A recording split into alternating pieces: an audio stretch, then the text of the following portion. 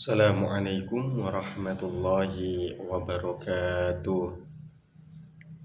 Bismillah, alhamdulillah, wassalatu wassalamu ala rasulillah Sayyidina Muhammad ibn Abdillah. La hawla wa la quwata illa billah, amma ba'd.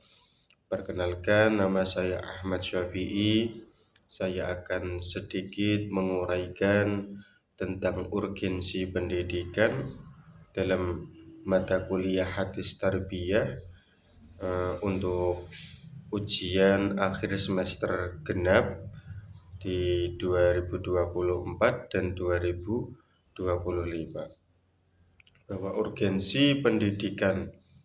Urgensi yaitu kata dasar dari urgen yang mendapat akhiran i, yaitu berarti sesuatu yang jadi bagian atau yang memegang peran utama atau unsur sangat penting. Dalam KBBI menyebut bahwa urgensi adalah keharusan yang mendesak atau hal yang sangat penting. Sedangkan arti daripada pendidikan yaitu pendidikan yang berasal dari kata didik yang berarti pelihara dan memberi latihan, ajaran, bimbingan mengenai akhlak dan kecerdasan pikiran. Dari dua pengertian tersebut bisa ditarik kesimpulan bahwa urgensi pendidikan terletak pada peran atau bahwa urgensi pendidikan terletak pada perannya yang sangat krusial dalam mengembangkan potensi individu, memajukan masyarakat, dan membangun bangsa. Kemudian yang pertama, asal dari kata pendidikan dan fungsinya. Yang pertama, bahwa kata pendidikan dalam bahasa Arab sering diungkapkan dengan memakai beberapa istilah kata, menggunakan kata tadris dan juga ta'lim, atau yang menggunakan tarbiyah juga. Dan masih banyak lagi istilah pendidikan dalam bahasa Arab yang tidak kami sebutkan dalam penjelasan kali ini. Nanti bisa dicari selain lafaz tadris, ta'lim, dan juga tarbiyah. Kemudian istilah ta'lim diungkapkan dalam kamus karya Mahmud Yunus memakai kata allama yu'allimu ta'liman, yang berarti mengerjakan. Kata allama diungkapkan dalam surat Al-Quran, surat khususnya surat Al-Baqarah ayat 151 yang berbunyi kama arsalna fikum rasulam minkum yatlu alaikum ayatina wa yuzakkikum wa yu'allimukumul kitaba wal hikmah wa yu'allimukum ma lam takunu ta'lamun. Sebagaimana Allah telah menyempurnakan nikmat kepada hamba-hambanya semua dan juga telah mengutus Rasul di antara kamu yang membaca ayat-ayat kami kepada kamu dan mensucikan kamu dan mengajarkan kepadamu Alkitab dan Al-Hikmah, mengajarkan kepada kamu apa yang belum kamu ketahui. Kemudian poin yang kedua, tujuan pendidikan. 1. Mewujudkan hamba Allah yang taat beribadah atau yang sering disebut dengan takwa.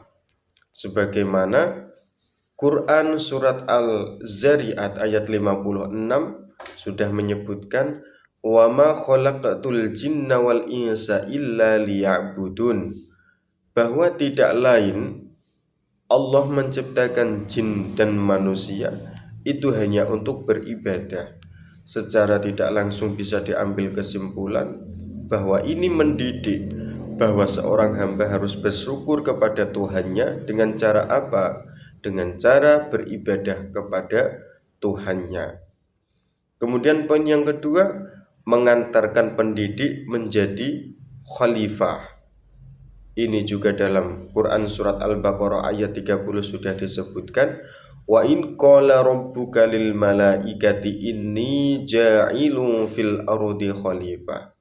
Dan ingatlah ketika Tuhanmu berfirman kepada para malaikat, hendaklah aku akan menjadikan khalifah di muka bumi ini.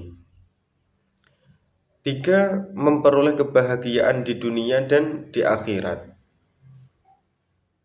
Quran surat Al-Baqarah ayat 201 sudah menyebutkan, wa minhum man yaqulu rabbana atina fid dunya hasanatan wa fil akhirati hasanatan wa qina adzabannar. Dan di antara mereka ada yang berdoa, ya Tuhan kami, berilah kami kebaikan di dunia dan kebaikan di akhirat, dan jagalah, peliharalah kami dari siksa api neraka.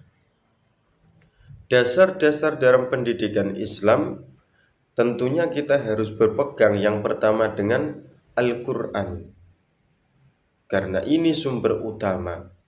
Yang kedua, kita harus berpegang kepada As-Sunnah, dan yang ketiga dengan ijtihad, di mana tiga-tiganya ini harus kita pegang dengan kuat dan dengan sebenar-benarnya. Bahkan ulama ada yang mengungkapkan berpegang kepada Al-Quran, As-Sunnah, ijtihad, ijtihad ulama, dan juga ijma', kesepakatan ulama.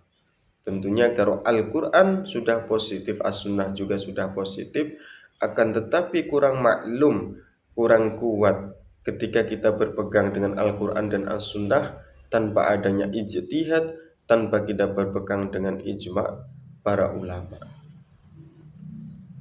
Untuk poin yang selanjutnya, pendidikan yang paling sesuai dengan ajaran Islam adalah pendidikan yang berlandaskan Al-Quran dan As-Sunnah Nabi Muhammad SAW. Urgensi pendidikan berdasarkan Al-Quran dan hadis mengacu pada proses pembinaan dan pengarahan yang lebih luas dalam pembentukan kepribadian dan sikap mental kepada peserta didik sebagai bakal dalam menjalankan peran mereka sebagai hamba dan khalifah Allah di dunia ini. Meskipun masih terdapat kekurangan dalam pembahasan tentang urgensi pendidikan yang saya sampaikan, dan juga menurut Al-Quran dan hadis, sehingga kita semua perlu melakukan penelitian lebih lanjut untuk melengkapi hal tersebut. Oleh karena itu, disarankan untuk pihak-pihak terkait, seorang pendidik, dan juga kita semua tidak bisa lepas dari yang namanya pendidik, karena laki-laki nantinya juga akan menjadi kepala keluarga, mempunyai tanggung jawab mendidik istri dan juga anak-anaknya. Seorang ibu juga mempunyai tanggung jawab mendidik anak-anaknya, karena ibu merupakan madrasatul ula, pendidikan pertama untuk anak-anaknya. Sebagaimana hadis Nabi, kullukum ra'in wa kullukum mas'ulun an ra'iyati. Tiap-tiap dari kita adalah seorang pemimpin, dan nantinya pemimpin akan dimintai pertanggungjawabannya. Maka perlu koreksi dari dalam diri kita masing-masing, bahwa kita merasa sebagai seorang pendidik, kita harus lebih lanjut melakukan penelitian untuk memperbaiki kekurangan dalam pemahaman urgensi pendidikan, khususnya dari apa yang saya sampaikan. Tentunya masih banyak kekurangan, kesalahan, saya minta maaf yang sebesar-besarnya. Sekian yang bisa saya sampaikan. Wallahul muwaffiq ila aqwamit thoriq. Assalamualaikum warahmatullahi wabarakatuh.